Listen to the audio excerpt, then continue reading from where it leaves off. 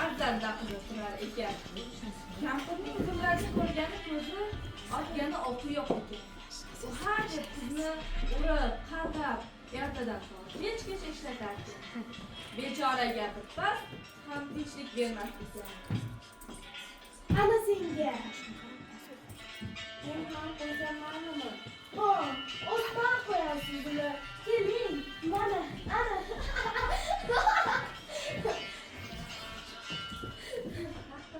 Haqqiligingga o'tishsiz seni. Qarab tursang jibarmak. Hali chol kelsin, hammasini bermasammi? Tezroq supur kechikib qoldi. Nonushtang ham tayyormas. Zumrad uylarni tozalab, non topib, ovqat pishirar. Qimmat esa Zumrad supurgan joylarni yana iflos qilardi.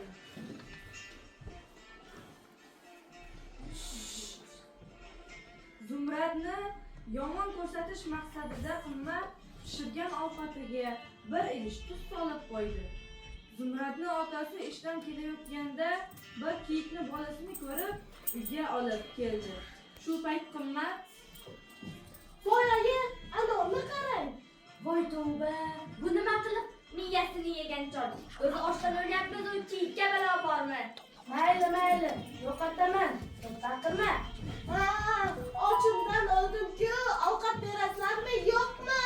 Zumrad pishirgan ovqatini uydagilarga quyib berdi. O'zi ichiga bir idish tuz solib, ovqatni zaharday qilgan Zumrad yig'lab: Sen meni zaharlab o'ldirmoqchimisan? Kampir Zumradni yomonlab cholga zo'r urib Nega tushibdi? Op qizima, biz baxtqarovlar endi nima qildik? qizil sandiqni ochishi bilan hamma hayron qolibdi. Qizil sandiq asl mollar bilan liq to'la ekan. Oyi, menga ham bunaqa sandiq, menga ham. Hoy chol, meni ham qizimni o'sha yoqqa borib qo'y. Xo'p, mayli. Yura qol. Kirmagin. Obor, tezroq. Chol hop deb Qimmatni darrov o'rmonga adashtirib keldi. Sen shu yerda o'tir. Men ketdim. Kech kirganda Qimmat xuddi Zumradga o'xshab daraxt tagiga borib o'tirdi. Oyi, qo'rqib ketyapman. Yig'lagan tovushni eshitgan Buvijon kelib: Bu yerda nima qilyapsan? Yo, adashib qoldingmi? Seni nima ishing bor? Hali shunaqamisan? Gap qilama, kampir. Men seni uyimga taklif qilmoqchi edim. Voy jonim bilan. Yur bo'lmasam.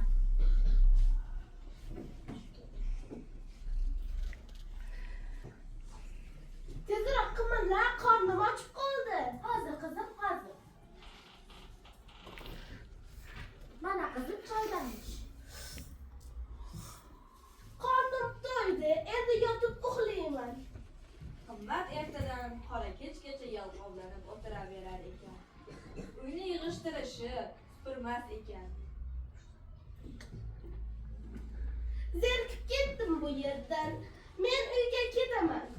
Ketsang ketaver. Meni seni ushlab o'tirgan joyim yo'q. Sovg'a nima bo'ldi? Qanaqa sovg'a? Axir mehmon ketayotganda sovg'a beradi-ku. Hali shunaqa degin. Unday bo'lsa, zinapoya bilan birga yerto'laga tushsang, u yerda 2 eshik bor. Biri qizil, biri oq. Qizil eshikni oq eshikni tortib ochsang, u yerda oq sandiq bor. Shu sandiq sovg'a mendan. Tezroq qutulaylik sendan.